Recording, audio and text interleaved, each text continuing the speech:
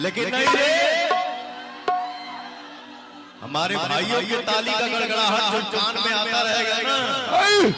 तो एक stage show का वीडियो बड़ी तेजी से सर्कुलेट हो रहा है जिसमें बताया जा रहा है कि पावर स्टार का स्टेज शो होने वाला है पवन सिंह का, जिसके पहले से कोई न्यूज़ कोई खबर नहीं था। और ये स्टेज शो लखनऊ में ही हो रहा है, लेकिन ये कंफर्म नहीं कि पवन सिंह का। तो आपको बता दें कि ये स्टेज शो में पवन सिंह का नहीं है, उनके टीम मेंबर के द्वारा डाला गया है, लेकिन वहाँ पे क्लियर नहीं किया गया है कि किसका स्टेज शो है। बाकी पवन सिंह के द्वारा एक वीडियो मस्ती मजाक में डाला गया है, बताया जा रहा है कि जिनके साथ वो डांस कर रहे हैं उनका बर्थडे था, उसी के लेकर के पोस्ट भी किया हुआ था उन्होंने, बस उसी के साथ एक वीडियो डाला है।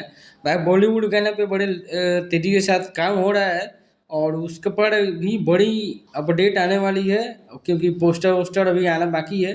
केवल शूटिंग का अपडेट दिया गया है कि बॉलीवुड के बहुत बड़े डांसर कोरियोग्राफर और लिरिसिस्ट के साथ काम हो रहा है।